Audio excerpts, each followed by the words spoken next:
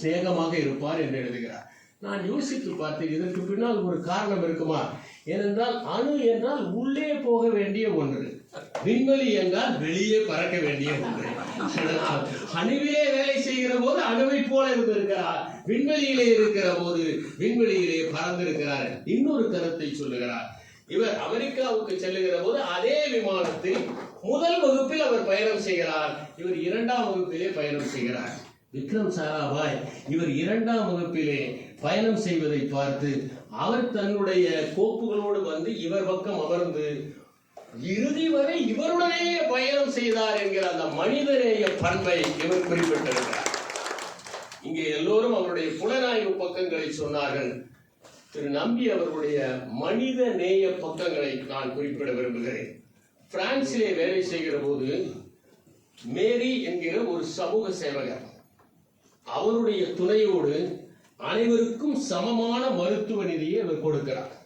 இரண்டாவது, அந்த பணியாளர்களை எப்படி தேர்வு செய்தார் என்று சொல்லுகிறார். நான் புத்தி கூர்மை உள்ளவர்களை மட்டும் எடுக்கவில்லை, யாருடைய இதயத்திலே ஒரு பொறி கலந்து கொண்டிருக்கிறதோ அவர்களைத்தான் நான் தேர்ந்தெடுத்தேன் என்று குறிப்பிடுகிறார். அங்கே பணியாற்றுகிற ஒருவர் விதிகளுக்கு முரணாக தன்னுடைய கர்ப்பிணி மனைவியை அழைத்துக் கொண்டு வந்து விடுகிறார். குழந்தை பிறக்கிறது, ஆனால் நுரையீரலிலே பிரச்சனை. அதை வெண்டிலேட்டரிலே வைக்கிறார்கள்.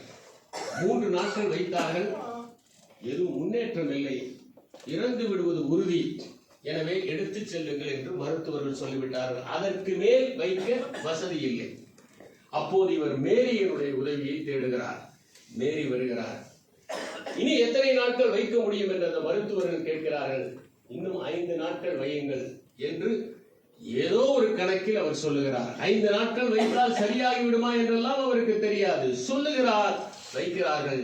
2வது நாளே முன்னேற்றமாகிறது, அந்த குழந்தை பிழைத்துக் கொள்கிறார். 37 ஆண்டுகளுக்கு பிறகு திருவனந்தபுரத்தில் ஒரு துணிக்கடைக்கு வெளியே அந்த பெண்ணும் தாயும் வந்து இவருக்கு நன்றி சொன்னார்கள் என்று எழுதுகிறார். இன்னொன்று, பாண்டா என்கிற ஒருவர் அங்கே இவரோடு பணியாற்றுகிறவர், அவருக்கு மிகப்பெரிய வியாதி ஒன்று வந்து விடுகிறது. அவரையும் மிகவும் சிரமப்பட்டு காப்பாற்றுகிறார். விவரங்களுக்குள் நான் செல்லவில்லை. இன்னும் ஒரே ஒரு இடத்தில் பணிக்காக தான் செய்து கொண்ட ஒரு சமரசத்தை குறிப்பிடுகிறார். பாலகிருஷ்ணன் என்பவர் சக ஊழியர்.